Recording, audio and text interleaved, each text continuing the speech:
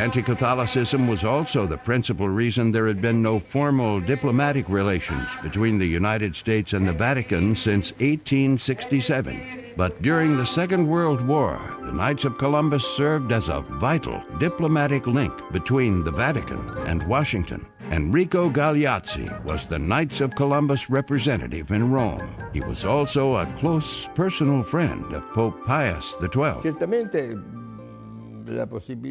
Certainly for Galeazzi and the nephew of the Pope, the opportunity to meet with him on a daily basis gave them much influence. Those of us of a certain age used to call them the third branch of the Secretariat of State.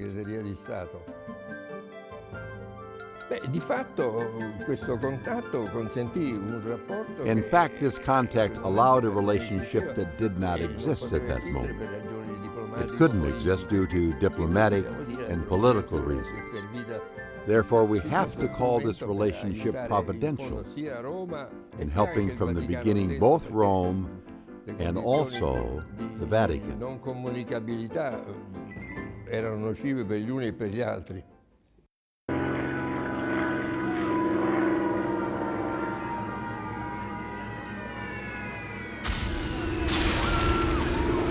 With the beginning of the Second World War, communication between the Pope and the U.S. government became increasingly important to the point of ensuring the very survival of the Eternal City.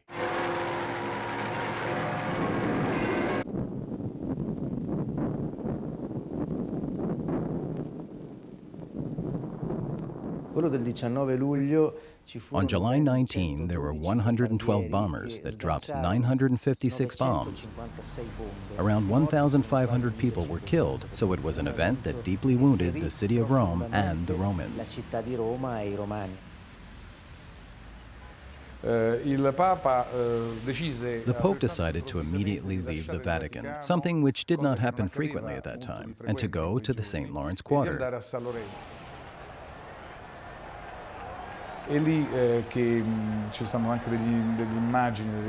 That's where he was in those very beautiful images of the Pope as Pastor Angelicus, invoking God's assistance for those who were suffering. It was clearly a very important and very touching moment. It was the Bishop of Rome reaching out to his people who were suffering.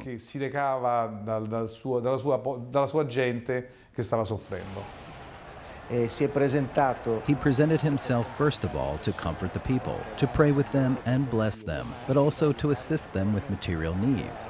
He arrived there with money that was handed over to the victims. The Pope then returned to the Vatican with his white tunic covered in blood.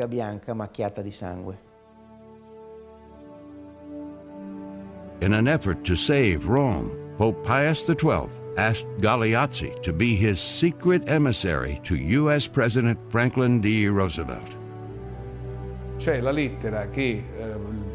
There is a letter that Pope Pius sent to President Roosevelt during the years of the war, looking to forge an armistice with the Americans. This letter was carried by my grandfather under aerial bombardment and many other difficulties, and the contents of the letter were presented to Roosevelt through Cardinal Spellman.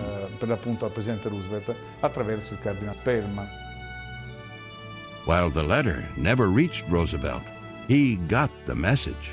The Allies never bombed Rome again.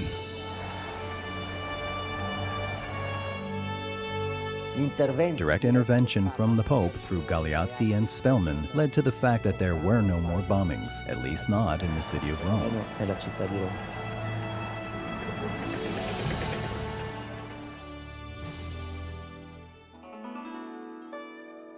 Half a world away in the Philippines, the Second World War was wreaking havoc. But the horrors of war only strengthened a small contingent of Filipino Knights. They courageously smuggled medical supplies to survivors of the Bataan Death March, housed and fed refugees, and provided places of rest and recreation for both American and Filipino soldiers. Inspired by the self-sacrifice of these Knights of Columbus, thousands of Filipinos joined the order in the years after the war. Father George Willman, an American Jesuit priest who is often referred to as the Father McGivney of the Philippines, guided the order during this period of extraordinary growth.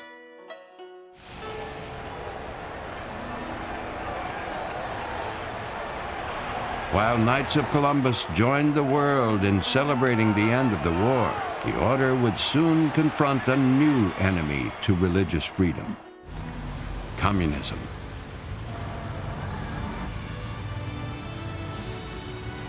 The Knights of Columbus fought the spread of this atheistic ideology by emphasizing the Christian roots of the United States. Inspired by Abraham Lincoln's immortal words in his Gettysburg Address, the Knights campaigned to add the words, "under God," to the Pledge of Allegiance. In 1952, the Knights passed a resolution urging Congress to add "under God" to the Pledge of Allegiance, so that everybody would say it. 1954, on Flag Day, Dwight D. Eisenhower signs legislation adding "under God" to the Pledge of Allegiance. Adding the words "under God" to the Pledge of Allegiance made clear that in the American system, the state is not absolute. There are other values higher than the authority of the state. In other words, as President John F. Kennedy said in his inaugural address, in America we believe that our rights come not from the generosity of the state, but from the hand of God.